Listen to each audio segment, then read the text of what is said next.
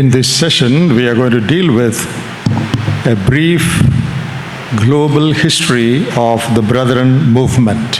Brethren మూమెంట్కు సంబంధించి ప్రపంచవ్యాప్తంగా ఉన్న క్లుప్తమైన చరిత్రను ఈ సమయంలో మనం ఆలకించబోతూ ఉన్నాం. Why should we know the history of the Brethren movement? Brethren movement యొక్క చరిత్రను మనము ఎందుకు తెలుసుకోవాలి?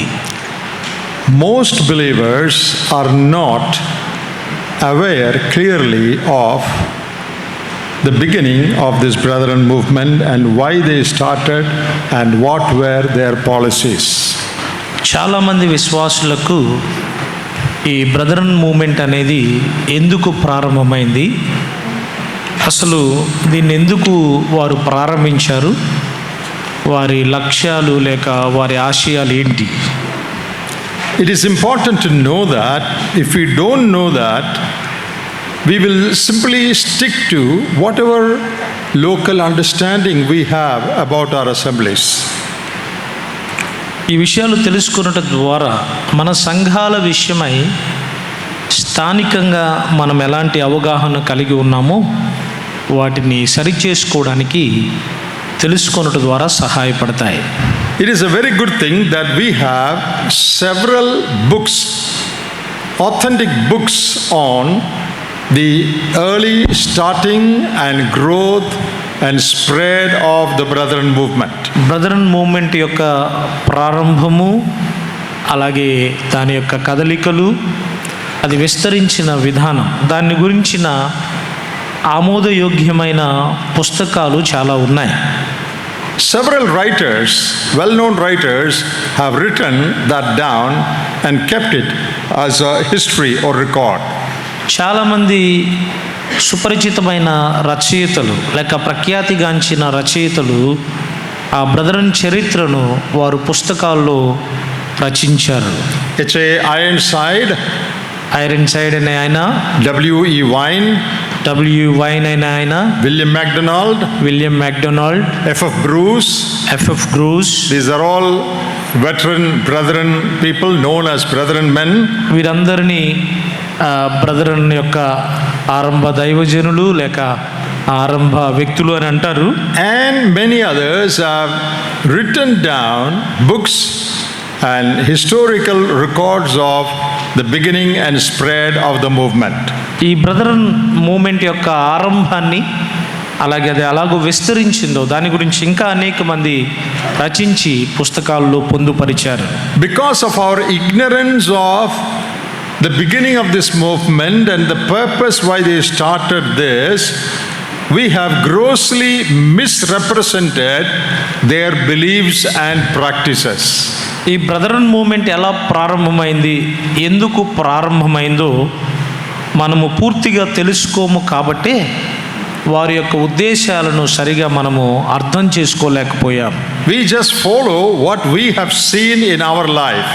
మన జీవితాల్లో మనం ఏదైతే చూస్తున్నామో దానిని మాత్రమే మనం అనుసరిస్తూ ఉన్నాం. And we think that is the Brethren movement. మనమేమనుకుంటున్నామంటే మనము ఏది చూసి అనుసరిస్తున్నామో అదే బ్రదరన్ మూమెంట్ అనుకుంటూ ఉన్నాం. That is not right. కానీ అది సరైనది కాదు. If you go back to these historical records, చారిత్రాత్మకమైన రికార్డులు గనక మనం వెళితే they are authentic records, అవి ఆమోదయోగ్యమైనటువంటి గ్రంథాలు, and understand the truths concerning the beginning and spread of this movement. ఈ యొక్క బ్రదరన్ మూమెంట్ ప్రారంభము, ఇది విస్తరించిన విధానం, దీని గురించి మనం అర్థం చేసుకున్నప్పుడు what are the doctrines that they held on, వారు ఎలాంటి సిద్ధాంతాలను ఎత్తిపట్టుకున్నారు, what are the practices that they practiced, వారు ఎలాంటి ఆచరణలు లేక అభ్యాసము చేశారు, what were their policies, వారి యొక్క పాలసీలు ఏంటి. it is good to know those things so that we will go on the right track. అలాంటి సంగతులన్నీ తెలుసుకోవడం మంచిది, ఎందుకంటే ఒక సరైన మార్గములో మనము నడవడానికి. Now, because of our lack of understanding of these things, ఈ విషయాల గురించిన అవగాహన మనకు లేదు కాబట్టి we have misrepresented brethren belief and practices in our age. మన యొక్క కాలంలో బ్రదర్ని యొక్క ఆచరణను అలాగే బ్రదర్ని యొక్క సిద్ధాంతాలను తప్పుగా మనము ప్రతిబింబ చేస్తూ ఉన్నాం. I will briefly give a description of how it began and how it spread. Brethren movement అనేది ప్రపంచవ్యాప్తంగా ఎలా ఆరంభమైంది, అది ఎలాగో విస్తరించిందో క్లుప్తంగా ఆ చరిత్రను నేను తెలియచేస్తాను. I also want to emphasize the distinctives, the special qualities or characteristics of this group known as the brethren. Brethren సమూహము అనే ఈ పిలువబడే ఈ సమూహము యొక్క ప్రత్యేకతలు, వారి యొక్క ప్రత్యేకమైన లక్షణాలు ఏంటో కూడా నేను తెలియచేయాలనుకుంటున్నాను. We should know this so that we will get back to the right track. సరైన ట్రాక్లోనికి మనం తిరిగి రావడానికి ఈ చరిత్రను తెలుసుకోవడం ఎంతైనా అవసరం. The first thing that we should know, మనం తెలుసుకోవాల్సిన మొట్టమొదటి సంగతి ఏంటంటే, Brethren movement was not started to form a new denomination. ఒక క్రొత్త డినామినేషన్ని లేక శాఖను స్థాపించడానికి బ్రదరన్ మూమెంట్ ఆరంభం కాలేదు. The early brethren did not have any such idea in their mind. ఆరంభములో ఈ బ్రదరన్ మూమెంట్ను స్థాపించినటువంటి వారు అలాంటి అభిప్రాయం, అంటే ఒక క్రొత్త క్రైస్తవ శాఖను స్థాపించాలి అనే అభిప్రాయం వారి మనసులో లేదు. This was a revival movement. ఇదొక ఉజ్జీవముతో కూడినటువంటి కదలిక. Some of the early brethren have written clearly about their vision and why they started this. కొద్దిమంది ఆరంభ ఈ బ్రదరన్ సహవాసానికి సంబంధించిన వారు ఎందుకు ఈ సహవాసాన్ని ప్రారంభించారో ఆ సంగతులు వారు రాశారు. Many of these godly men in the early part of the brethren history, brethren చరిత్రలో చాలా మంది ఈ దైవభక్తి కలిగినటువంటి వారు, they had a deep concern about the spiritual degeneration in the churches in those days. ఆ దినాలలో సంఘాలలో జరుగుతున్న ఆత్మీయమైన పతనాన్ని గురించి చాలా లోతైన ఆలోచన కలిగిన వారు. They realized that the so-called denominational churches had drifted away from the simple truths of the New Testament. వారు ఏమి గుర్తించారు అంటే, క్రొత్త నిబంధనలో ఉన్న సులువైన వాక్య సత్యాల నుండి వివిధ రకాలైన క్రైస్తవ శాఖలు తప్పిపోయాయి అని వారు గుర్తించారు. That is the reason why they started gathering. వారు ఈ మూమెంట్ని ప్రారంభించడానికి లేక బ్రదరన్ చరిత్రను ప్రారంభించడానికి కారణం అదే. Now there is a historical background also for this. దీనికి చారిత్రాత్మకమైన నేపథ్యము కూడా ఉంది. Early 19th century was a very turbulent, very troubled time in the history of Britain and Ireland. ఐర్లాండ్లో ఈ 19వ శతాబ్దం ఆరంభంలో చాలా కఠినమైన పరిస్థితులు ఉన్నాయి. Many things that happened in the world and also in that part of the world troubled the people. ఆ దినాలలో 19వ శతాబ్దం ఆరంభంలో ప్రపంచంలో జరిగిన చాలా సంభవాలు, ప్రాముఖ్యంగా ఐర్లాండ్ ఆ ప్రాంతంలో జరిగిన సంభవాలు ప్రజలను చాలా ఇబ్బందికి గురి చేశాయి. That affected the churches also. అవి సంఘాల మీద కూడా ప్రభావం చూపాయి. The churches had become very worldly. అప్పుడు సంఘాలు లోకపరంగా మారిపోయాయి. And there was a great longing in the hearts of many people for a true revival. చాలా మంది హృదయాలలో నిజమైన ఉజ్జీవము కొరకైన ఆశ వారు కలిగి ఉన్నారు. Several spiritual movements originated during those days. ఆ దినాలలో వివిధ రకాలైన ఆత్మీయ కదలికలు అనేవి ప్రారంభమయ్యాయి. A group called the Strict Baptists, ఒక గ్రూప్ స్ట్రిక్ట్ బ్యాప్టిస్ట్ అనే సమూహంగా పిలువబడుతున్నారు. Edward Irving group, ఎల్విన్ గ్రూప్ అనే ఒక గ్రూపం పిలువబడుతూ ఉన్నారు. Anglo-Catholicism, ఆంగ్లో క్యాథలిసిజం అనే ఒక గ్రూప్ ఉన్నారు. several other groups emerged during that period. ఆ కాలంలో ఇలాగూ వివిధ రకాలైనటువంటి సమూహాలు ఉజ్జీవము కొరకై వారు కదిలించబడ్డారు. Mainly because of the unspiritual things that they saw in the denominational churches. ప్రాముఖ్యంగా ఎందుకు ఈ సమూహాల వారు బయటికి వచ్చారు లేక ప్రారంభించారు అంటే ఆయా శాఖలలో, క్రైస్తవ శాఖలలో ఉన్న ఆత్మీయ పతనాన్ని బట్టి వారు బయటకు వచ్చారు. So dissatisfied by the condition of the church, సంఘం యొక్క పరిస్థితిని చూచినప్పుడు వారు గమనించి, knowing that the churches had drifted away from the simple teaching concerning gathering of the church, సంఘాలు ఎందుకు కూడుకుంటూ ఉన్నారో, ఎందుకు కూడి వస్తున్నారో, వీరిని గురించిన సత్యాల విషయంలో కూడా తొలగిపోయి ఉండడం వారు గమనించి, some young men began to gather together. కొద్దిమంది యవ్వనస్తులు వాడు కూడుకోవడం ప్రారంభించారు. Because of their spiritual desire, వారికున్న ఆత్మీయ తృష్ణను బట్టి they met together వారు కలుసుకుంటూ ఉండేవారు. without any denominational barrier. వారు ఎటువంటి శాఖా భేదాలు లేకుండా కూడుకునేవారు. They wanted to re-establish the simple pattern taught in the New Testament. క్రొత్త నిబంధనలో బోధింపబడిన ఆ సులభమైన పద్ధతిని, మాదిరిని వారు అనుసరించాలని కూడుకుంటున్నారు. They wanted to come back to the New Testament meeting where they had spiritual fellowship and breaking of bread and studying of God's word. ఆత్మీయమైన సహవాసము, దేవుని వాక్యాన్ని ధ్యానము చేయడము, రొట్టె విరవడము, ఇలాంటి సహవాసములోనికి వారు కూడి రావాలి అనుకున్నారు. So in this context, in about 1825, such a gathering of just a handful of young people started in Dublin, Ireland. ఐర్లాండ్లో డబ్లిన్ అనే ప్రాంతంలో 1825లో ఇలాంటి ఆలోచనతో కొద్దిమంది, అంటే వేళ్లలో లెక్కించగలిగినంత మంది మాత్రమే యవనస్తులు డబ్లిన్లో కూడుకోవడం జరిగింది. It was around 1825.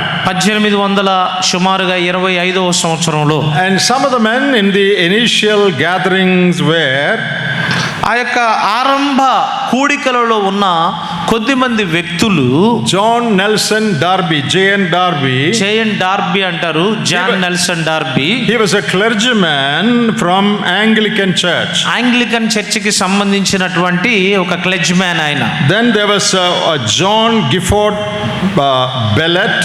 John Gifford Bellet అనే మరొక వ్యక్తి కూడా ఉన్నాడు. Francis Hutchinson. Francis Hutchinson. Hutchinson, Edward Cronin. Edward Cronin. And these were some of the initial members of that gathering.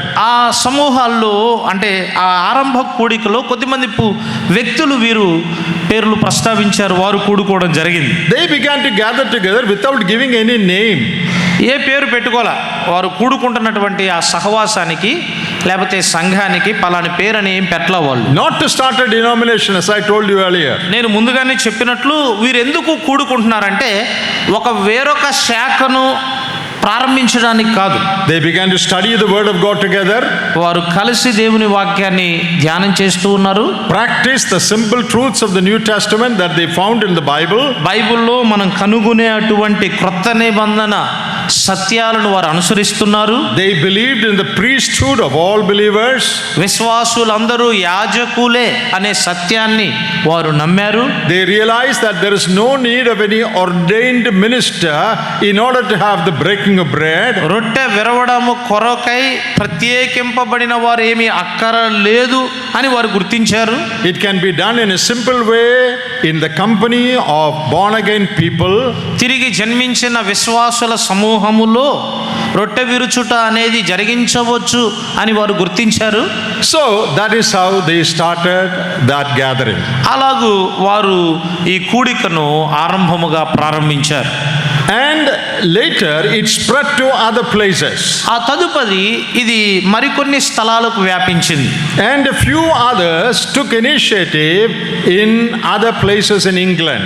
ఇంగ్లాండ్లో మరికొన్ని స్థలాలలో ప్రారంభించడానికి మరికొద్ది మంది నిర్ణయాలు తీసుకున్నారు. You know, England and Ireland are two different countries.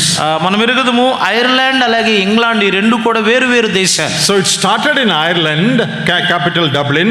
ఈ డబ్లిన్ ఐర్లాండ్లో డబ్లిన్లో ఈ బ్రదరన్ మూవ్మెంట్ అనేది ప్రారంభమైంది. Then it slowly spread to England. ఇది క్రమేణా ఇంగ్లాండ్కు విస్తరించింది. And some of the men who gathered in England were ఇంగ్లాండ్లో కూడుకున్నటువంటి కొద్దిమంది వ్యక్తుల పేర్లు ఏంటంటే Benjamin Newton, Benjamin Newton, Fregelius. These were some of the men who took leadership there. వీరు కొద్దిమంది ఇంగ్లాండ్లో వారు మొట్టమొదట కూడుకున్న వ్యక్తులలో వీరు కొద్దిమంది. Their gathering was in a place called Plymouth in England. ప్లేమౌత్ అనే ప్రాంతంలో ఇంగ్లాండ్లో వారు అక్కడ కూడుకోవడం జరిగింది. That is why Brethren assemblies are known as the Plymouth Brethren, because of the name of the place where this group gathered. ఇంగ్లాండ్లో ఈ సమూహం వారు ఎక్కడైతే కూడుకున్నారో ఆ ప్రాంతం పేరు ప్లేమౌత్. అందుకని బ్రదరన్ సహవాసాల్లో కొన్ని పేర్లు ఉన్నాయి. ఆ పేర్లలో ఒక పేరుని ప్లేమౌత్ బ్రదరన్ అని అంటారు. And in a place called Bristol in England, అలాగే ఇంగ్లాండ్లో బ్రిస్టల్ అనే ప్రాంతంలో కూడా కూడుకోవడం జరిగింది. in what is known as the Bethesda Chapel, Bethesda Chappell గా పిలువబడుతూ ఉంది. Henry Craig and George Mueller led this type of a gathering. హెర్నీ అలాగే జార్జ్ వీళ్ళు ఈ యొక్క సమూహాలను ప్రారంభించిన వారుగా ఉన్నారు. And there was Anthony Norris Groves also. Anthony gross కూడా అక్కడ ఉన్నారు. So these were some of the early men of the brethren. Brethren చరిత్రలో వీరు ప్రారంభ వ్యక్తులుగా ఉన్నారు. So as they gathered together in different places in an informal way, వారు ఒక చిన్న చిన్న సమూహాలుగా వివిధ స్థలాలలో కూడుకుంటూ ఉన్నప్పుడు study of the prophecies in the Bible became very important. వారికి దేవుని వాక్యాన్ని అధ్యయనం చేయడం అనేది చాలా ప్రాముఖ్యమైనదిగా మారిపోయింది. Jane Darby was a leading teacher of the prophecy in those days. ఆ దినాలలో దేవుని వాక్యాన్ని బోధించే వారిలో జేఎన్ డార్బీ గారు ఒక మంచి నాయకుడుగా ఉన్నాడు. And they had a very distinctive, clear approach to the study of the prophecies. ప్రవచనాలను గురించిన ఒక స్పష్టమైన అవగాహన జ్ఞానము వారు కలిగి ఉన్నారు. That is how a new approach known as dispensationalism came into being. ఈ డిస్పెన్సేషనలిజం అనేది అలాగూ బయటకు వచ్చింది. A very elegant lady, a rich lady, gave her palace. Palace means a big house for Jane Darby and friends to meet. ఇలాగూ Jane Darby గారు వారి స్నేహితులు కూడుకోవడానికి ఒక గొప్ప ధనవంతుడు తన యొక్క బంగ్లాని ఆయన ఇచ్చేశాడు. I have gone to those places.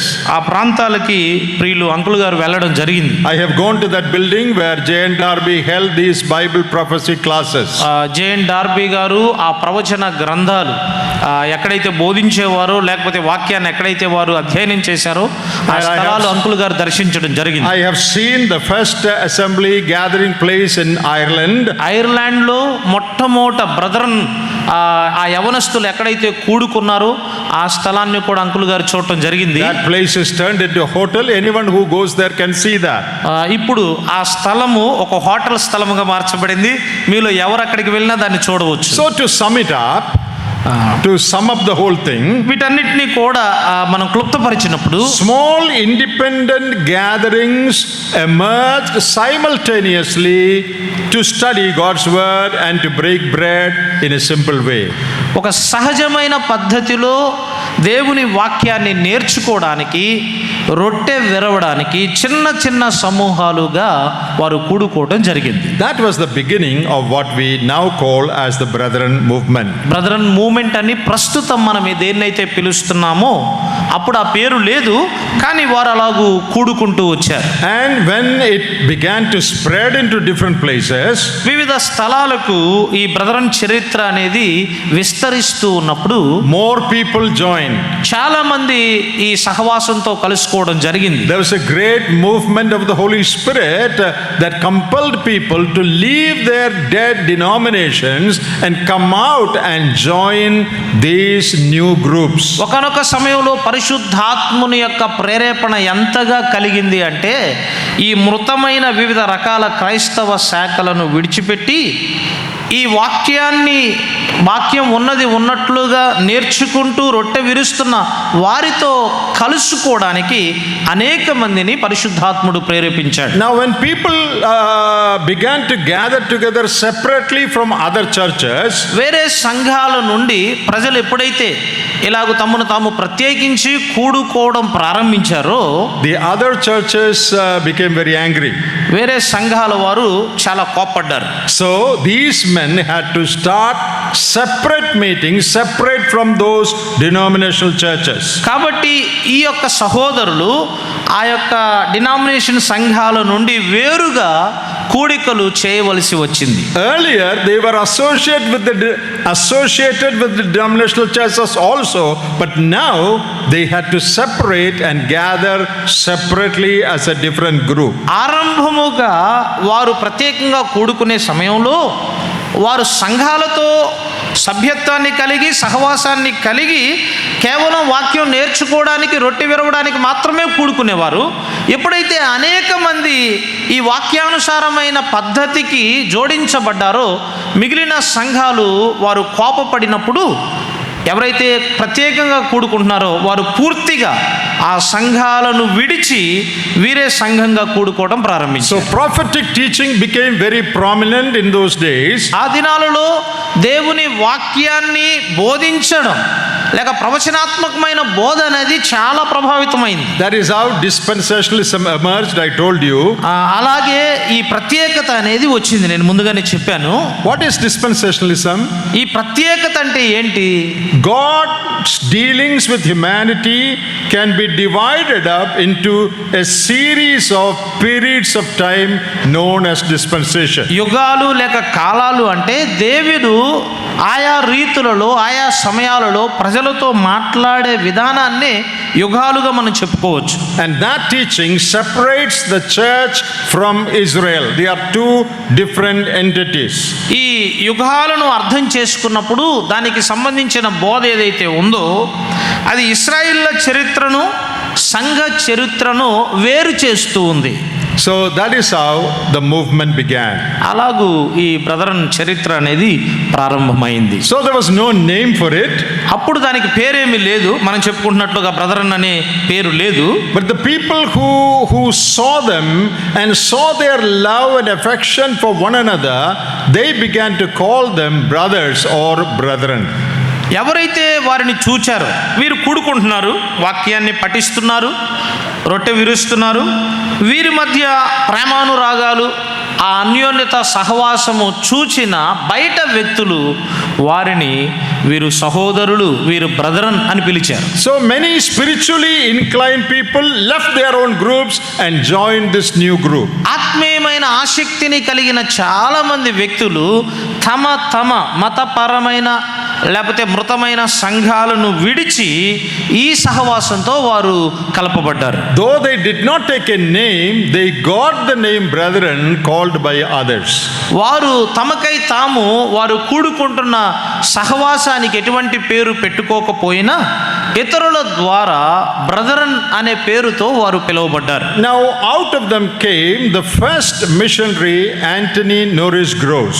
వారిలో నుంచి మొట్టమొదట మిషనరీగా వచ్చిన వ్యక్తే గ్రోస్ గారు. I told you about 1825 when they started this. 1825లో వారు ఈ మూవ్మెంట్ ని ప్రారంభించినప్పుడు Anthony Norris Gross, the brother-in-law of George Mueller, George Mueller గారి బావగారు లేక బ్రదర్-ఇన్-లా ఈ గ్రోస్ గారు, in 1829 he went to Iraq, Baghdad as a missionary. 1829లో ఇరాక్లో బాగ్దాదుకు ఒక మిషనరీగా ఆయన వెళ్ళడం జరిగింది. And in 1833 he came to India. 1833లో ఆయన భారతదేశానికి రావడం జరిగింది. I think the ministry in Baghdad did not probably prosper well. బహుశా బాగ్దాదుకు ఆయన వెళ్ళినప్పుడు అక్కడ పరిచర్య అంతగా జరగలేదు కాబోలు. However, he was the first missionary that the brethren sent out. అయితే ఎలాగైతేనేమి మొట్టమొదట మిషనరీగా లేక సువార్థికునిగా ఆ బ్రదర్ని సహవాసము వారు గ్రోస్ గారిని పంపగలిగారు. So Dublin, one place, కాబట్టి మొదట ఆరంభమైంది డబ్లిన్లో, Plymouth, another place, ప్లేమౌత్ అనేది మరొక స్థలం, Bristol, another place. బ్రిస్టల్ అనేది మరొక స్థలం. These were the early gatherings. ఇవన్నీ కూడా ఆరంభముగా కూడుకున్నటువంటి స్థలాలు. It was in Bristol that George Mueller started his orphanage. Bristol అనే ఆ ప్రాంతంలోనే జార్జ్ ముల్లర్ గారు తన యొక్క అనాథాశ్రమాన్ని స్థాపించారు. That original orphanage is still there. ఇప్పటికీ ఆ ఒరిజినల్ ఆ అనాథాశ్రమం ఏదైతే ఉందో ఇప్పటికీ ఉంది. I recently visited that orphanage. ఈ మధ్య కాలంలోనే అంకుల్ గారు ఆ అనాథాశ్రమాన్ని కూడా వారు దర్శించడం జరిగింది. Anyone who goes to UK to see your children, you can also visit that place. ఒకవేళ మీ పిల్లలు ఎవరైనా యూకేలో ఉంటే, లేకపోతే ఒకవేళ ఏదైనా అవకాశం వచ్చి యూకే వెళ్తే మీరు కూడా అక్కడికి వెళ్ళి చూడవచ్చు. Then when he needed more place, they moved from the original and they started bigger place. వారు ఎక్కువ మంది అనాథలకు ఆశ్రయం ఇవ్వాలి అనుకున్నప్పుడు ఆ స్థలము నుండి వేరొక స్థలానికి వెళ్ళి వారు ఎక్కువగా ఆక్యుపై చేయగలిగిన ఆశ్రమాన్ని స్థాపించారు. So George Mueller, one of the leading brethren in the early days, was the one who started that wonderful orphanage, caring for thousands of people, children, without soliciting funds from anybody, just looking to God in faith. George Muller గారు ఆ Bristol అనే ప్రాంతంలో ఎవరి నుండి ఎటువంటి సహాయము ఆశించకుండా అనేక మంది అనాథలను ఆ స్థలం నుండి ఆయన పోషించగలిగాడు. Now, though this is not part of our subject, for your information's sake, let me say something. ఇది మన అంశంలో భాగమేమి కాదు, కానీ సమాచారం కొరకై ఈ విషయాన్ని నేను తెలియచేస్తాను. All of us have heard of great man of prayer or faith, George Mueller. మనలో ప్రతి ఒక్కరూ జార్జ్ ముల్లర్ గారి గురించి విన్నారు. గొప్ప ప్రార్థన వీరుడు అని మనం విన్నాం. Do you know his past history? ఆయన గత చరిత్ర ఏంటో మీకు తెలుసా? He was a very naughty young man. అతడు చాలా నాటీగా ఉండేటువంటి అవనస్తుడు. He was into card playing. అతడు పేకాట ఆడేవాడు అనమాట.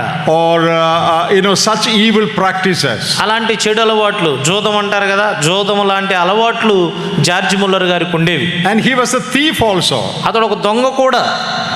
He stayed in a lodge and did not pay and escaped. అతడు ఒక లాడ్జిలో ఉండి ఆ డబ్బులు చెల్లించకుండానే పారిపోయాడు అనమాట. And the police caught him and put him in prison. Police George ముల్లర్ను పట్టుకొని జైల్లో కూడా వేయడం జరిగింది. In order to get passport for his friends, he forged false documents to get passport. తన స్నేహితులకు పాస్పోర్ట్ కొరకై అతడు నకిలీ డాక్యుమెంట్లు ఇచ్చి పాస్పోర్ట్ తయారు చేయించాడు. And he was caught by the police and punished. దాని కొరకు కూడా పోలీసులు ఆయన్ని అరెస్ట్ చేసి శిక్షించారు. So he has spent some time in prison. అంటే కొంతకాలం జార్జ్ ముల్లర్ గారి జైల్లో కూడా ఉన్నాడు. This is the background of George Mueller. George Muller గారి నేపథ్యం ఇలా ఉంది. A very notorious young man. అతడు చాలా ఇలాంటి అవనస్తుడు అనమాట. పేకాట ఆడి, జోదం ఆడటం, దొంగతనాలు చేయటం, ఇలా అల్లరి చిల్లరిగా ఉండేటువంటి అవనస్తుడు. But he was gloriously saved by the grace of God. కానీ దేవుని మహాకృపను బట్టి చాలా అద్భుతంగా ఆయన రక్షించబడ్డాడు. And became this great man of prayer. ఆయన గొప్ప ప్రార్థనా పరుడయ్యాడు. So the life of George Mueller reminds us of the fact that God can take anyone, transform them and make them wonderful saints. George Muller గారి యొక్క జీవితం మనకేమి జ్ఞాపకం చేస్తుందంటే, దేవుడు ఏ వ్యక్తినైనా ఆయన ఎన్నుకొని వారిని మార్చగలడు అని మనకి జ్ఞాపకం చేస్తుంది. George Mueller's orphanage is a museum now. George Muller గారి అనాథాశ్రమం ఏదైతే ఉందో ఇప్పుడు ప్రస్తుతం మ్యూజియంగా ఉంది. In front of that museum, all that I told you now is written and kept. ఆ మ్యూజియం యొక్క ముందు ఇప్పుడు అంకుల్ గారు చెప్పిన సంగతులు ఉన్నాయే జార్జ్ ముల్లర్ గారి గురించి. జోదం ఆడేవాడని, దొంగతనం చేసేవాడని, అవన్నీ అక్కడ వ్రాయబడి ఉంచారు. Anyone who goes there can read about his past life. ఒకవేళ మీలో ఎవరికైనా అవకాశం దొరికి అక్కడికి వెళ్ళగలిగితే ఆయన గత చరిత్ర, ప్రభువు నమ్మక ముందు ఎలాంటి వాడో ఆయన చరిత్ర మీరే అక్షరాలు చదవచ్చు. There were such great men in the Brethren movement in the early days. ఆరంభ దినాల్లో బ్రదరన్ మూమెంట్లో అలాంటి గొప్ప గొప్ప వ్యక్తులు ఉన్నారు. J.N. Darby was a great scholar. J N Darby గారు గొప్ప తత్వజ్ఞాని ఆయన. So slowly this movement began to spread to other parts of England and also other parts of Europe. ఇంగ్లాండ్లోను అలాగే యూరోప్లోను అనేక ప్రాంతాలలో క్రమేణా ఈ యొక్క చరిత్ర అనేది ప్రారంభించబడింది. However, around 1845 there came a division among the brethren. అయితే ఎలాగైతేనేమి 1845లో ఈ బ్రదరన్ సమూహము మధ్య ఒక విభేదం వచ్చింది. And the main reason was the difference of opinion between J.N. Darby and Newton. ముఖ్యమైన ఆ వ్యత్యాసం ఏంటి అంటే జేఎన్ డార్బీ గారికి న్యూటన్ గారికి వచ్చినటువంటి భిన్నమైన అభిప్రాయం. Now we cannot talk about Brethren history without talking about this division because this is very important. ఈ యొక్క వారి మధ్య వచ్చిన ఈ వ్యత్యాసం ఉందే, దీని గురించి మనం మాట్లాడకుండా బ్రదరన్ చరిత్రను తెలుసుకోలేం. And Newton's group held a particular view. Newton group అనేవారు వారు ఒక ప్రత్యేకమైన సమూహంగా ఉన్నారు. Each assembly had the right to conduct its own affairs. వారేమంటారంటే ప్రతి స్థానిక సంఘము కూడా వారి వారి కార్యక్రమాలు వారే జరిగించవచ్చు. It has the right to welcome all born again believers into their fellowship. వారి యొక్క సహవాసములోనికి తిరిగి జన్మించిన విశ్వాసులందరినీ చేర్చుకోవచ్చు. And they practice believers baptism.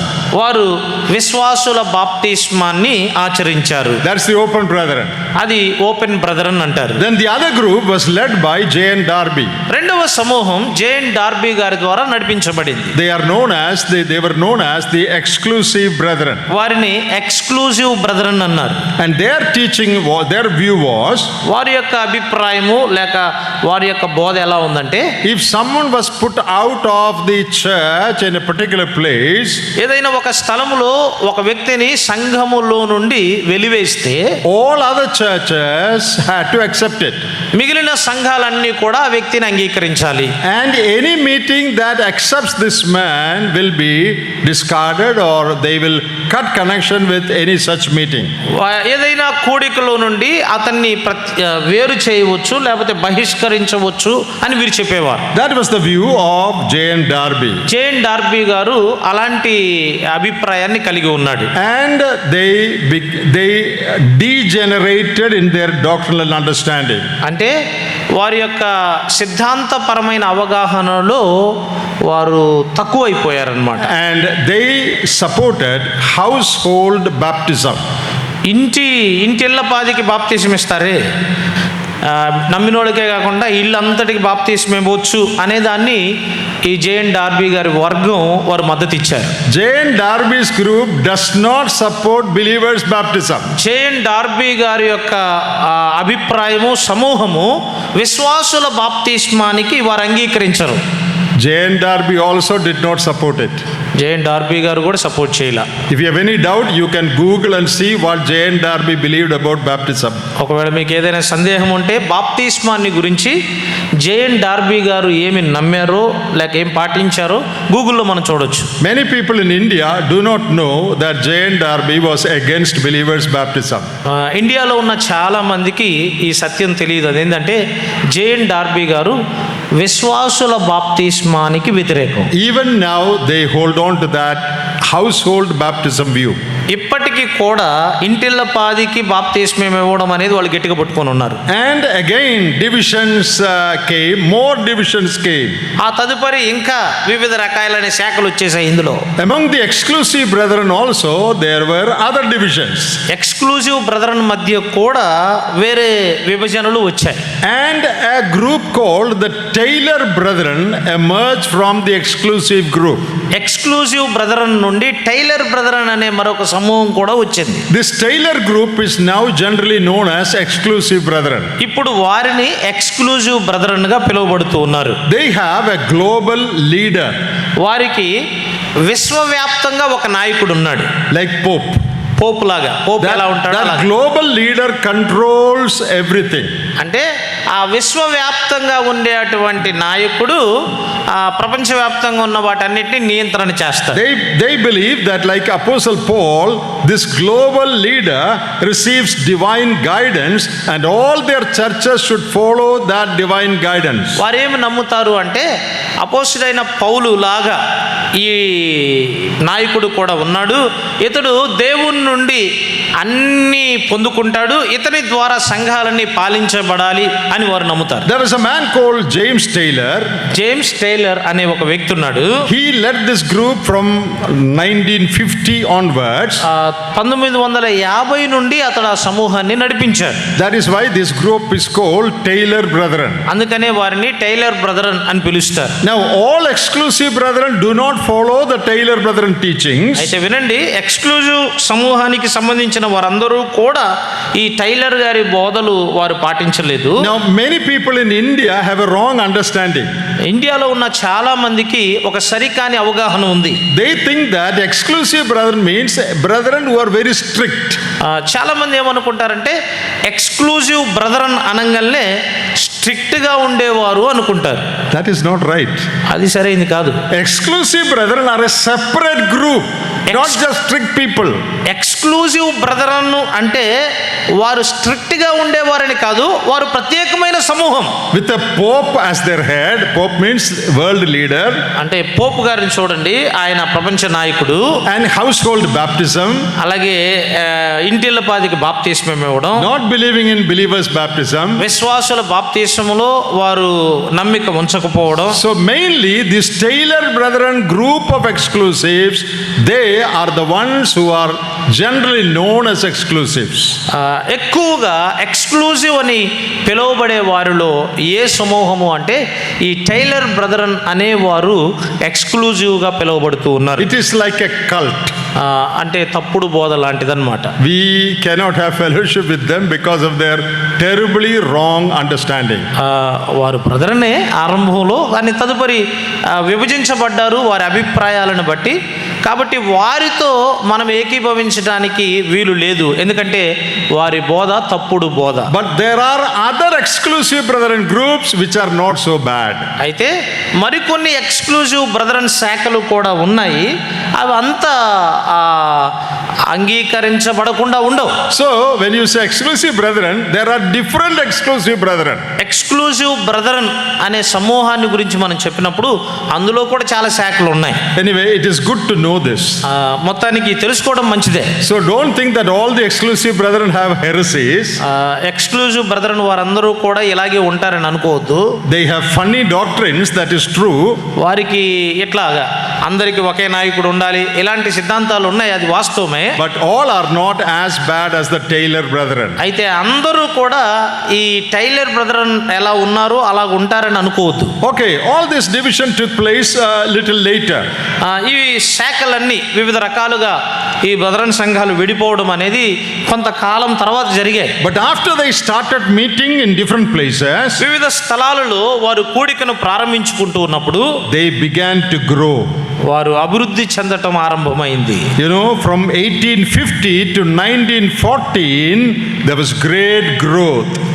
1850 నుండి 1914 వరకు ఒక గొప్ప సమూహముగా వీరు ఎదిగారు. In between, the open and exclusive division came. ఈ మధ్యలో ఓపెన్ బ్రదరన్ అని ఎక్స్క్లూజివ్ బ్రదరన్ అని ఈ రెండు వ్యత్యాసాలు వచ్చాయి. Nevertheless, from 1850, the assemblies began to grow. అయితే 1850 నుండి సంఘాలు అభివృద్ధి చెందడము అనేది ఆరంభమైంది. Both these groups grew, exclusive and open, both of them grew.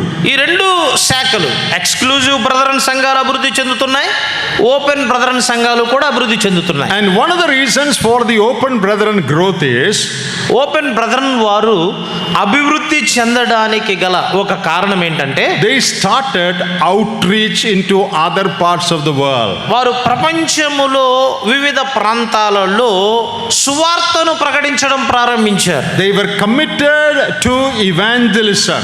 సువార్తకు వారు తమ్మును తాము అప్పగించుకున్నారు. They accepted evangelists and itinerant preachers. వారు సువార్థికులను చేర్చుకునేవారు, అలాగే దేవుని వాక్యాన్ని బోధించే వారిని కూడా అంగీకరించేవారు. Through their ministries, many people came to the Lord. వారి పరిచర్య ద్వారా అనేక మంది ప్రజలు ప్రభువులోనికి వచ్చారు. And revival affected many parts of Britain and Ireland. ఐర్లాండ్లో, బ్రిటన్లో చాలా స్థలాల్లో ఆ ఉజ్జీవము అనేది వారి మీద ప్రభావం చూపింది. And hundreds of mission halls came into being. Meeting halls came into being. వందల కూడికలు, హాళ్ళు, చాపెల్స్ అంటారు కదా, మందిరాలు ఉనికిలోనికి వచ్చాయి. Both exclusive and open. Both of them were active. Exclusive వారు అలాగే ఓపెన్ బ్రదరన్ వారు ఇరువురు కూడా చురుగ్గా ఆ దినాల్లో పనిచేశారు. So evangelists and itinerant preachers. కాబట్టి సువార్థికులు అలాగే దేవుని వాక్యాన్ని బోధించగలిగిన వారు. And lot of literature and booklets were produced. ఆ దినాలలో చాలా కరపత్రికలు, పుస్తకాలు కూడా ప్రచురణ చేయబడ్డాయి, పంచబడ్డాయి. Expository books were published. దేవుని వాక్యాన్ని విశదీకరించే పుస్తకాలు కూడా ప్రచురణ చేయబడ్డాయి. And all this helped the growth of Brethren movement. ఇవన్నీ కూడా బ్రదరన్ మూవ్మెంట్ విస్తరించడానికి సహాయపడ్డాయి. Also, as I said earlier, they began to reach out and missionary movement became very strong. నేను ముందుగానే చెప్పినట్లుగా వారు బయట ప్రాంతాలు కూడా దర్శించగలిగారు. అలాగూ మిషనరీ మూవ్మెంట్ అనేది చాలా బలపడింది. Just as Anthony Norris Graves came to India, many others went out to different parts of the world. Gross గారు ఎలాగైతే భారతదేశానికి వచ్చారో అనేక మంది ఈ బ్రదరన్ సహవాసం నుండి ప్రపంచంలో వివిధ దేశాలకు మిషనరీస్ గా వెళ్ళడం జరిగింది. Many went to Africa. అనేక మంది ఆఫ్రికాకు వెళ్ళారు. And they went to places where Britain was ruling, like India. భారతదేశం ఎలాగో పరిపాలన చేస్తుందో ఆ దినాల్లో భారతదేశాన్ని బ్రిటన్ వారు పరిపాలన చేశారు. అలాగే బ్రిటన్ వారు ప్రపంచంలో ఏ ఏ దేశాల్లో పరిపాలన చేస్తున్నారో ఆయా ప్రాంతాలకి వీరు మిషనరీస్గా వెళ్ళడం జరిగింది. So these New Testament teachings spread in different continents in the world. కాబట్టి ఈ దేవుని వాక్యాన్ని బోధించే ఈ పద్ధతి అనేది ఈ ప్రపంచంలో ఆయా ఖండాలలో ఇది విస్తరించడం జరిగింది. That is how there are so many brethren missionaries in different parts of the world. అలాగున ప్రపంచ వ్యాప్తముగా అనేక మంది బ్రదరన్ మిషనరీస్ బయటకు రావడం జరిగింది. According to one statistics, probably there are 160 countries where brethren work is there now.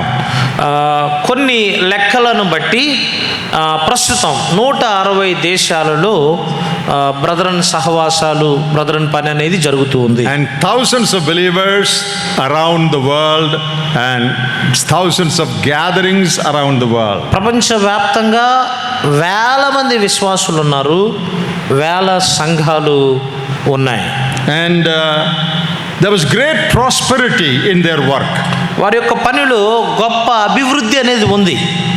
But after a while, అయితే కొంతకాలం తర్వాత for various reasons, the brethren movement began to dwindle down. వివిధ కారణాలను బట్టి ఈ బ్రదరన్ మూవ్మెంట్ అనేది చల్లబడడం జరిగింది, తగ్గిపోయింది.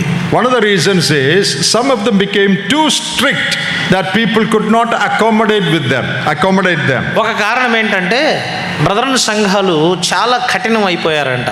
అంటే ఎట్లాగే ఉండాలి, ఎలాగే చెయ్యాలి అని అంటున్నారంట. ఈ కారణం చేత చాలా మంది విశ్వాసులు వారితో కలిసి ఉండలేకపోయారంట. And the decline started from 1945. 1945 నుండి ఈ బ్రదరన్ సంఘాలు క్షీణించిపోవడం ప్రారంభించారు. One of the reasons was after World War II, people began to develop a questioning mind. రెండవ ప్రపంచ యుద్ధము తర్వాత ప్రజలు ప్రశ్నించేటువంటి అభిప్రాయాన్ని మనసును కలిగి ఉన్నారు, ప్రశ్నించడం ప్రారంభించారు. Young people and others, they began to question things. యవనస్తులు, మిగిలిన ప్రజలు కూడా రెండవ ప్రపంచ యుద్ధం తర్వాత ప్రతి విషయాన్ని ప్రశ్నించడం నేర్చుకున్నారు. And when they questioned things, probably they did not get a proper answer. వారు ప్రశ్నలు అడిగినప్పుడు బహుశా వారి ప్రశ్నలకు తగిన సమాధానాలు దొరకకపోవచ్చు. So many of them rejected their earlier faith. అందుచేతనే చాలా చాలామంది తమ ఆరంభ విశ్వాసాన్ని అనగా ఈ బ్రదరన్ విశ్వాసాన్ని విడిచిపెట్టారు. And many people came out of what is generally known as the brethren. Brethren అని ఏదైతే పిలువబడుతుందో ఆ సమూహం నుండి రెండవ ప్రపంచ యుద్ధము తర్వాత చాలామంది బయటకు వచ్చేసారు. Cultural changes also affected this decline. Cultural యొక్క మార్పులు కూడా ఆ పతనానికి నాంది అయ్యాయి. And charismatic movement all over the world also affected our assemblies. ప్రపంచవ్యాప్తంగా ఈ కారిస్మాటిక్ మూవ్మెంట్ ఏదైతే ఉందో ఇది కూడా మన సంఘాల మీద ప్రభావం చూపింది. But that did not arrest the progress of the brethren movement, though it declined. ఆ దినాల్లో బ్రదరన్ మూవ్మెంట్ తగ్గిపోయినా బ్రదరన్ సంఘాలు విస్తరించకుండా ఉండడానికి అవేమి దోహదపడలేదు. Missionaries continued to go.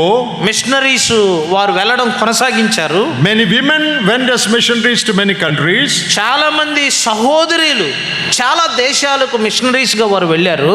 Though they were declined generally in certain parts of the world, the work progressed. అయితే వారు కొన్ని ప్రాంతాలకే పరిమితి అయినా పని అనేది మాత్రం ఖచ్చితంగా విస్తరించింది. Africa, the work progressed. ఆఫ్రికాలో పని విస్తరించింది. In a country called Angola, there are thousands of assemblies today. Angola అనే ఒక దేశంలో ఈనాడు బ్రదరన్ సంఘాలు వేల సంఘాలు ఉన్నాయి. In India, there are thousands of assemblies. భారతదేశంలో వేల సంఘాలు ఉన్నాయి. In Chad and Romania, there are many assemblies. Romania లాంటి దేశాల్లో కూడా చాలా బ్రదరన్ సంఘాలు ఉన్నాయి. So, in Africa, India, and many other countries, the assemblies, the numbers began to increase. ఆఫ్రికాలో, ఇండియాలో, అలాగే చాలా దేశాల్లో కూడా సంఘాల సంఖ్య విస్తరించడం అనేది జరిగింది. The decline that happened did not stop the movement. ఆ దినాలలో బ్రదరన్ సిద్ధాంతం అనేది తగ్గిపోవడం లేకపోతే సంఘాలు పతనమైపోవడం అనేది బ్రదరన్ సంఘాలు విస్తరించకుండా ఉండడానికి అవి ఆటంకం కాలేదు. Missionaries went out to different parts of America and Australia. ఆస్ట్రేలియాకి, అమెరికా కూడా మిషనరీస్ వెళ్ళడం జరిగింది. People went to New Zealand. ప్రజలు న్యూజిలాండ్ కూడా వెళ్ళారు. In all those places, assemblies began to come up. ఆ స్థలాలన్నిటిలో కూడా సంఘాలు ప్రారంభమయ్యాయి. So thus it spread to different parts of the world. అలాగూ ప్రపంచంలో వివిధ భాగాలకు ఈ బ్రదరన్ మూవ్మెంట్ అనేది వెళ్ళింది. Now missionaries from UK or America went to countries like South Korea.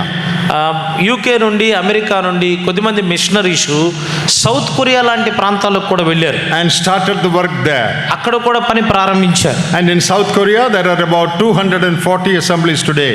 ప్రస్తుతం సౌత్ కొరియాలో 240 బ్రదరన్ సంఘాలు ఉన్నాయి. Missionaries went to Japan also. Japan కూడా మిషనరీస్ వెళ్ళడం జరిగింది. In Japan there are probably 120 or 140 assemblies if I understand right. జపాన్లో ఒకవేళ నా అవగాహన సరిగా ఉంటే 120 నుండి 140 వరకు బ్రదరన్ సంఘాలు ఉన్నాయి ప్రస్తుతం. In different countries in Africa, ఆఫ్రికాలో వివిధ ప్రాంతాలలో, country like Kenya and Malawi, Kenya లాంటి దేశంలో, మలావి లాంటి దేశంలో, some of our Kerala brethren or Indian brethren also went there as missionaries, and as a result many assemblies have come up. కొన్ని ప్రాంతాలకు Kerala brethren సంఘాల వారు కానీ లేకపోతే భారతదేశం నుండి వెళ్ళిన సంఘాల వారి ద్వారా కొన్ని సంఘాలు అనేవి కూడా కెన్యా లాంటి ప్రాంతంలో, మాల్వీ లాంటి ప్రాంతాల్లో ప్రారంభమయ్యాయి. So the work the Lord started with a small gathering of some people that spread like wildfire into 160 or 40 countries in the world. చిన్న సమూహముగా వాక్యానుసారంగా కూడుకోవడానికి ప్రత్యేకించుకున్న కొద్దిమంది వ్యక్తులుగా ఆరంభమైన ఆ పరిచర్య 1825 నుండి ఇప్పటి వరకు సుమారుగా 160 దేశాలకి పరిచర్య విస్తరించింది. There were two emphases in the brethren movement. Brethren మూవ్మెంట్లో 2 ముఖ్యమైన సంగతులు ఉన్నాయి. One is proper teaching of the word of God, including prophetic truths. ఒకటి, దేవుని వాక్యాన్ని సరైన రీతిలో విభజించి ప్రకటించడం. ఇందులో ప్రవచనాలను విభజించి వివరించడం కూడా ఉంది. Also missionary endeavors. అలాగే వివిధ ప్రాంతాలకు మిషనరీలుగా వెళ్ళడం. And many missionary organizations came up to help and support the missionaries in different countries. వివిధ దేశాల్లో ఉన్న మిషనరీలకు సహాయము చేయడానికి అనేక సంస్థలు కూడా వచ్చాయి. We have CMML in America. సిఎంఎంఎల్ అనేది సంస్థ ఉంది అమెరికాలో. Echoes of Service in Europe. యూరోప్లో England. Echoes of Service. Echoes service అనే ఒక సంస్థ యూరోప్లో ప్రారంభమైంది. Then we have MSC Canada in Canada. MSc Canada అనే ఒక సంస్థ కెనడాలో ప్రారంభమైంది. They are not sending missionaries, వారు మిషనరీలను పంపించరు, but those whom the assemblies have sent, these people are trying to channelize some funds and help them. ఎవరైతే మిషనరీలుగా సంఘాల నుండి పంపబడ్డారో అట్టి వారికి వీరు సహాయాన్ని సమకూర్చి వారికి పంపుతూ ఉంటారు. Now let me say something about what is so special about the Brethren movement. Brethren మూమెంట్లో ఉన్న ప్రత్యేకత ఏంటో దాని గురించి కొన్ని సంగతులు నేను చెప్తాను. As I told you, we have shifted away from the original vision. నేను ముందుగానే చెప్పాను, మూల దర్శనం ఏదైతే ఉందో దాని నుండి మనం తొలగిపోయాం. But originally, what did they mean when they started? వారు ఈ బ్రదరన్ చరిత్రను లేక మూమెంట్ను ప్రారంభించినప్పుడు అసలు వారి ఉద్దేశం ఏంటి? They did not honor any denominational barrier. వారు ఎటువంటి సహవాస భేదాలు లేవు వారి మధ్య. Anyone willing to follow the simple New Testament truths were welcome into their fellowship. ఎవరైతే క్రొత్త నిబంధన నియమాలను పాటించాలి అనుకుంటారో వారు ఆ సమూహములోనికి స్వాగతించబడేవారు. Anyone who is born again and who wants to follow the biblical truth, biblical pattern or biblical truths were welcomed into their fellowship. ఎవరైతే తిరిగి జన్మించి వాక్యానుసారమైన పద్ధతిని పాటించాలి అనుకుంటారో వారు ఆ సమూహములోనికి ఆహ్వానించబడేవారు. Unity of believers was emphasized in the Brethren movement. Brethren movement ఆరంభములో విశ్వాసుల ఐక్యత అనేది చాలా గట్టిగా చెప్పేవారు. Brotherhood in Christ, irrespective of their denominational backgrounds. వారి యొక్క వివిధ రకాలైన సమూహాలకు ఇదివరకు వారు సంబంధించిన వారు వీరన్నిటిని ప్రక్కన పెట్టి క్రీస్తులో సహోదరులు అనే మాటకు వారు ప్రాధాన్యత ఇచ్చారు. And one special thing about the brethren is that they do not want a name. Brethren వారిలో ఉన్నటువంటి ఒక ప్రత్యేకత ఏంటంటే వీరు పలానా సంఘం అనే పేరు మాత్రం వారికి అక్కర్లేదు. Because they did not want to be a denomination. ఎందుకంటే పేరు పెడితే ఏమైంది, అదొక సహవాసం అయింది. కాబట్టి ఆ సహవాసము వారికి అక్కర్లేదు. So we are not a denomination like the Presbyterians or the Lutherans or Pentecostals. We are not a denomination like that. ప్రెస్బిటరియన్ లాగా లేకపోతే లూథరన్ లాగా పెంతెకోస్తోల్ లాగా మనకి అలాంటి డినామినేషన్ అనేది ఒక శాఖ అనేది అక్కర్లేదు. Brethren have always tried to avoid any distinctive label.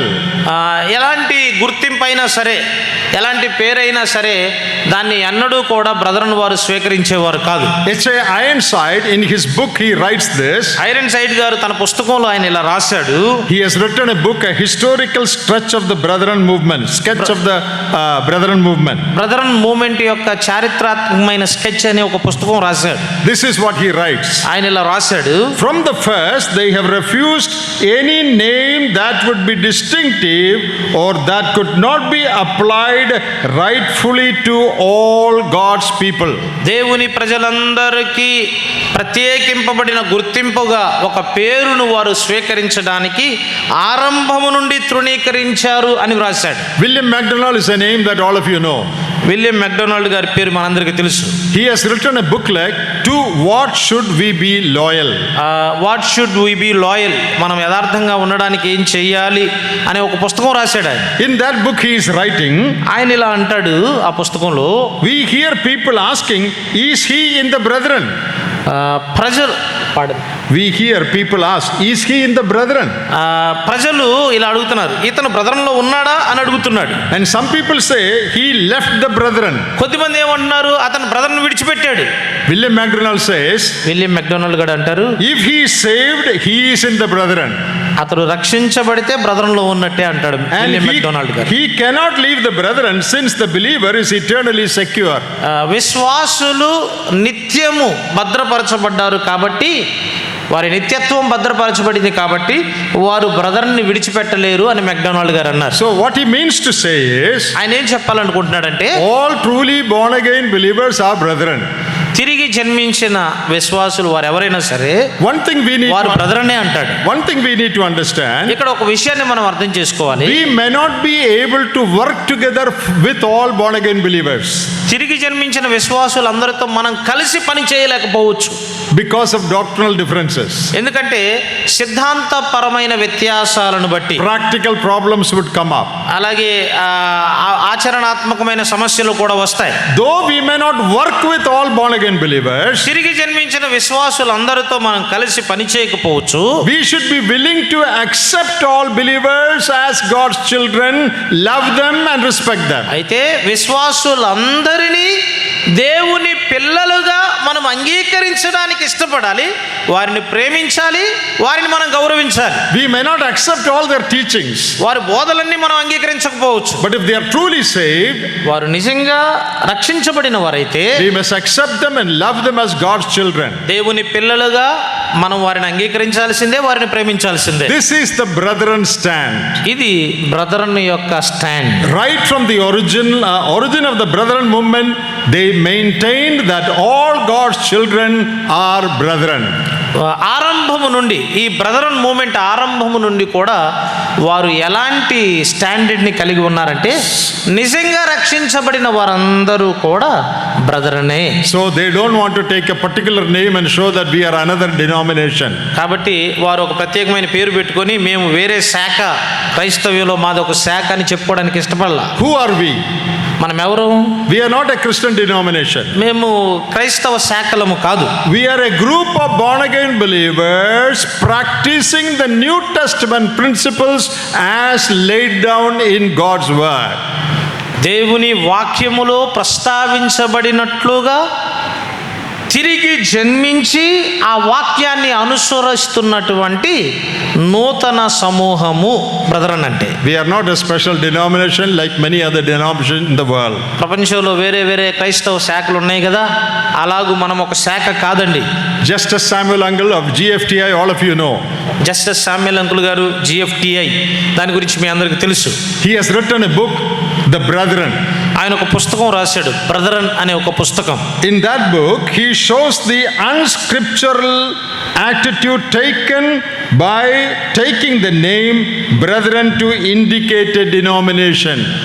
ఒక సమూహాన్ని చూపించడానికి ఆ బ్రదరన్ అనే పేరు పెట్టుకోవడం, లేక బ్రదరన్ అనే పేరు చెప్పుకోవడం, ఇది లేఖన విరుద్ధము అన్నాడు. Do you know one thing? ఒక విషయం మీకు తెలుసా? Other than India, in no other part of the world, our assemblies are called brethren. భారతదేశంలో తప్ప ఇక ప్రపంచంలో ఎక్కడ కూడా, అంటే మన సంఘాలే, మనలాంటి సిద్ధాంతం కలిగిన సంఘాలను బ్రదరన్ సంఘాలని పిలవరు. Do you know this? ఈ విషయం మీకు తెలుసా? You go to any American assembly. మీరు అమెరికాలో ఏ సంఘానికైనా వెళ్ళండి. Is there any brethren assembly in America? అమెరికాలో బ్రదరన్ అనే సంఘం పేరుతో సంఘం ఉంటుందా? Of course, Indian assemblies are called brethren. That's a different thing. ఇక భారతీయులు ఉన్నారు కాబట్టి భారతీయులు ఉన్న చోటల్లో బ్రదరన్ సంఘం అని పెట్టుకున్నారు, అది వేరేదిలే. Okay, Ireland, England, that is where they started. ఐర్లాండ్లో, ఇంగ్లాండ్లో ఈ బ్రదరన్ మూవ్మెంట్ ప్రారంభమైంది. Is there any assembly in Ireland or England known as brethren assembly? అమెరికాలో ఐర్లాండ్లో కానీ లేకపోతే ఇంగ్లాండ్లో కానీ మనం పెట్టుకుంటున్నట్లుగా బ్రదరన్ అసెంబ్లీస్ అనే పేరు ఉన్నాయా? No assembly is known as brethren. Brethren అనే పేరుతో ఏ సంఘాలు కూడా అక్కడ పిలువబడవు. When I was in England, in the area where this movement began, ఈ బ్రదరన్ మూవ్మెంట్ ఎక్కడైతే ప్రారంభమైందో ఆ ప్రాంతంలో ఐర్లాండ్లో అంకుల్ గారు ఉన్నప్పుడు one original brethren is asking me, ఆ బ్రదరన్, ఒరిజినల్ బ్రదరన్, ఆయన ఆ సమూహానికి చెందిన వారిలో ఒక ఆయన నన్ను ఇలా అడిగాడు. he has come to India. ఆయన భారతదేశానికి వచ్చాడు. Why are you taking the name brethren for all your meeting halls? మీ మందిరాలకు పేర్లు పెడతారు కదా, ఏ పేరు పెట్టినా Sharon brother in Christian assembly, లేకపోతే Shekinah brother in Christian assembly. ఎందుకు మీ భారతదేశంలో ఈ బ్రదరన్ అనే పేరు పెడతారు? Who is asking this? ఈ పేరు ఇది ఎవరు అడిగారు నన్ను? Original brethren. ఒరిజినల్ బ్రదర్ అని అడిగాడు. Why you are taking that name? మీరు ఎందుకయ్యా పేరు పెట్టుకుంటున్నారు అని. I said we are not very much in favor of taking that name. నేను చెప్పాను ఆ పేరు పెట్టుకోవాలని అంత ఇష్టం మాకేమి లేదు. Just for the sake of recognition, because there are so many different groups, we are using that. మా దేశంలో క్రైస్తవ శాఖలు కుప్పలుగా ఉన్నాయి, కేవలం ఒక గుర్తింపు కోసం మాత్రమే మేము ఆ పేరు పెట్టుకుంటున్నాం అని చెప్పాను. So in England or America or Korea or Japan or Australia, our assemblies are not labeled brethren. England అయినా, లేకపోతే ఐర్లాండ్ అయినా, కొరియా అయినా, ఆస్ట్రేలియా అయినా, ఆఫ్రికా అయినా మన సంఘాలకే వాటికి బ్రదరన్ అనే పేరు మాత్రం ఉండదు. But when you talk to them, you understand that they are brethren. కానీ వారితో నువ్వు మాట్లాడతావే, నీ సంభాషణలో మాత్రం నీకు అర్థమైంది వారు బ్రదరన్ వారని. Why is it that they don't take that name? వారు ఎందుకు ఆ పేరు పెట్టుకోలేదు? Because they are afraid that that will violate a New Testament principle if we become a separate denomination. That is the reason. ఎందుకంటే ఆ పేరుని బట్టి ఒక ప్రత్యేకమైన క్రైస్తవ శాఖగా మారినప్పుడు అది క్రొత్త నిబంధన నియమాన్ని ఉల్లంఘిస్తుందనే భయం వారికి ఉంది. In one large assembly in Korea, కొరియాలో ఒక పెద్ద సంఘములో in front of that church there is a writing. ఆ సంఘానికి, ఆ మందిరానికి ముందు ఒక వ్రాత ఉంది. This is a group that follows the teachings that were propagated by H.A. Ironside, F.F. Bruce, George Muller, all those people. Iron గారు, గ్రూస్ గారు, జార్జ్ ముల్లర్ గారు వీరు చెప్పిన బోధనను అనుసరించే సంఘము అని ఆ మందిరం ముందు రాసుకున్నారు. But they also don't take the name Brethren Church. వాళ్ళు కూడా బ్రదరన్ సంఘం అని ఏం పెట్టుకోలే. Now that is because our people, our forefathers were very particular that we are not a denomination, we are a group of people following New Testament teachings. అంటే అది ఎందుకు అంటే మన పూర్వీకులు, మన పితరులు, మేము క్రైస్తవ్యంలో వేరొక శాఖ కాదు, మేము కేవలం దేవుని వాక్యాన్ని పాటించేవారమే అని తెలియచేయడానికి. So what is the conclusion? ఇక్కడ ముగింపు ఏంటి? This movement began to honor the truths of God's word. దేవుని వాక్య సత్యాలను ఘనపరచడానికి ఈ బ్రదరన్ మూవ్మెంట్ అనేది ప్రారంభమైంది. Not to make a denomination, వేరొక శాఖ ప్రారంభించడానికి కాదు, not to make a name, వేరొక పేరు సంపాదించడానికి కాదు, follow the New Testament principles. క్రొత్త నిబంధన నియమాలను పాటించడానికి. We should also be committed to that. మనం కూడా దాని కొరకే అప్పగించుకోవాలి. Whether you call Vijayawada Christian Assembly or Gospel Chapel or Gospel Hall doesn't matter. Vijayawada Christian assembly అంటారా, లేకపోతే గాస్పెల్ హాల్ అంటారా, గాస్పెల్ చాపెల్ అంటారా, పేరు ఏదైనా కానీ Are you committed to follow the New Testament teachings about church? సంఘమును గురించి క్రొత్త నిబంధన నియమాలను, బోధాలను అనుసరించడానికి ఇష్టపడుతున్నామా? Number 2, రెండవది, we should make sure that we maintain the unity of the Spirit among the people of God that the early brethren sustained. ఆరంభములో ఈ brethren సమూహము ప్రారంభమైనప్పుడు ఆ సహోదరుల మధ్య ఆత్మ ఐక్యత ఎలాగూ ఉందో అలాగూ ఆత్మ ఐక్యతను నేడు మనము కాపాడుకోవడానికి ఇష్టపడుతున్నాము. Though we may not work with all Christians, we need to accept and love and honor all those who belong to the Lord Jesus Christ. అందరినీ మనం అంగీకరించకపోవచ్చు, కానీ అందరితో కలిసి పని చేయకపోవచ్చు, క్రీస్తు యేసునందు నిజంగా విశ్వాసం ఉంచిన ప్రతి ఒక్కరిని కూడా మనం ప్రేమించాలి, గౌరవించాలి. Those who honor God, God will honor. ఎవరైతే దేవుని ఘనపరుస్తారో వారిని దేవుడు ఘనపరుస్తాడు. May the Lord bless us. ప్రభు ఈ మాటల ద్వారా మనందరికీ దీవెనకరంగా చేయునుగాక.